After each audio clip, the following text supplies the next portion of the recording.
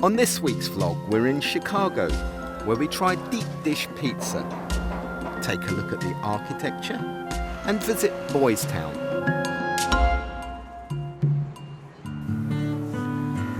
Chicago is a vibrant city, famous for the theatre, music, and its high-rise buildings. We take the L train downtown to see what the city has to offer around the loop.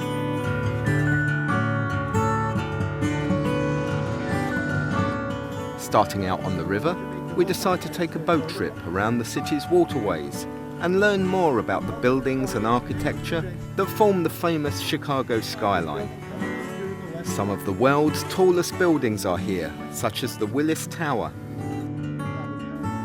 Much of Chicago was rebuilt after the Great Fire of 1871, in the largest building boom in America. It heralded the birth of the skyscraper and led to one of the tallest and most dense skylines in the world.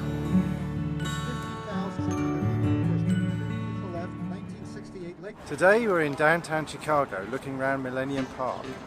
Once parking lots and railway yards, Millennium Park is now a major tourist attraction in the downtown area.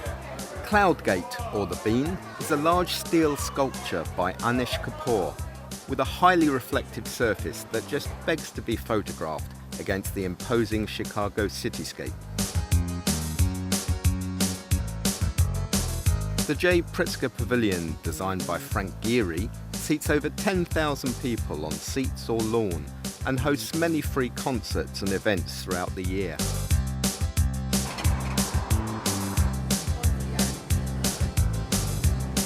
We take a free trolley bus from just outside the park down to the lakefront and Navy Pier, a popular tourist attraction with amusement rides. We waited for an hour to get on the wheel, but it broke down just as we got to the front of the line, stranding everyone on board. The old water tower is one of the few remaining buildings to survive the Great Fire.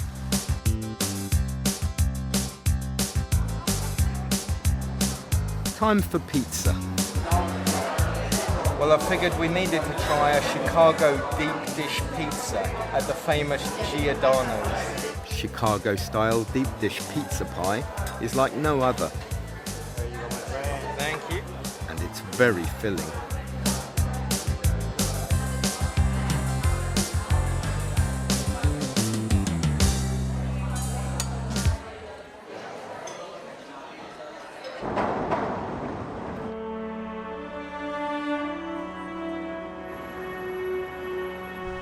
Next day. Well, it's our second day in Chicago and we're heading along the lakefront this morning to Lincoln Park.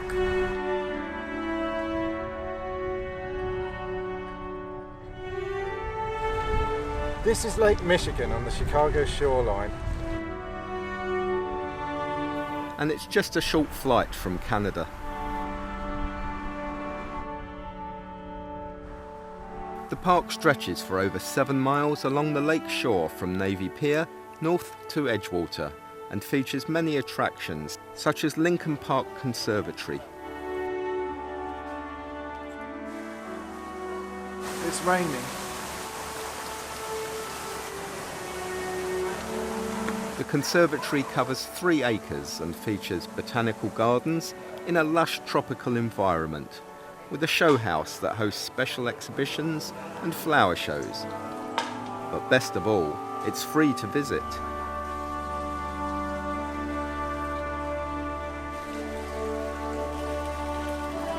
There is an orchid room, palm house, and fern room.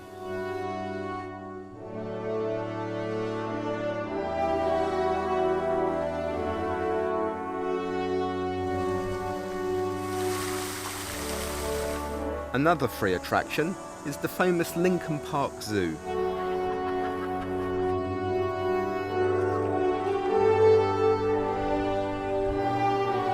And of course, there's a monument to the park's namesake.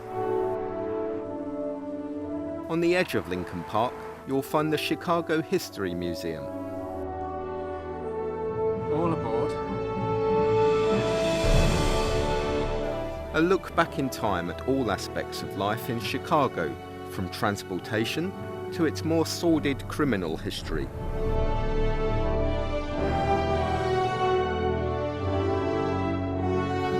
The music, jazz and blues, and sport. And there's a fun area for the children, big and small.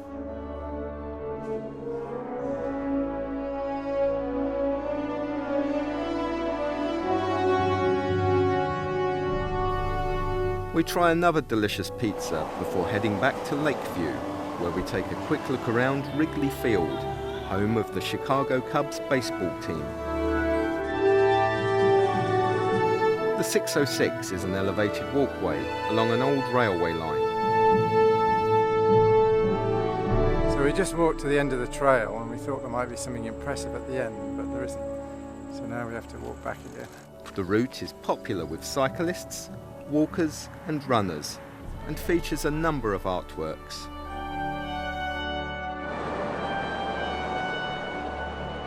And 2.7 miles later, there's nothing at this end either. We've just been for a stroll along the northern part of Chicago, along Lake Michigan. It's all very pleasant. At the northern end of Lincoln Park, we find the gay beach area. There is a huge LGBTQ community in Chicago, largely based in Lakeview, otherwise known as Boystown, centred around Halsted Street, which is lined with rainbow-coloured pylons. The area is home to an extremely impressive LGBTQ facility called Centre on Halsted. I met up with PR director Deborah Mingy and asked about the pylons. Most communities in Chicago, whether you go to the area that is the Puerto Rican area or the Italian area, Chicago is well known for having an artist come and create the artwork that establishes what those communities' cultural programs are and their colors as well. So in every different community, pylons are placed, and Mayor Daley started that back in the 80s to do that for the different communities for identity. There's a tour that actually takes place with the city of Chicago where you go to each pylon and learn the history and the route of the parade itself, where those pylons are placed and for who those pylons represent in the community. The gay scene around Halsted Street consists of many LGBTQ venues, including bars, restaurants, shops, and nightclubs.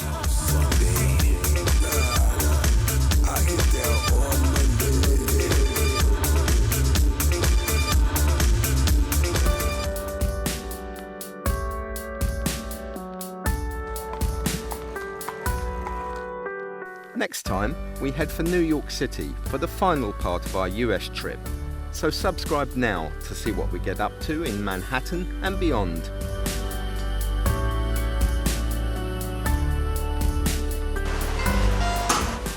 For now, we must leave rainy Chicago and head out to O'Hare Airport. Goodbye, Chicago. It's been a great visit. Goodbye, goodbye, Chicago. Raise the curtain one last time, the time when I need you most.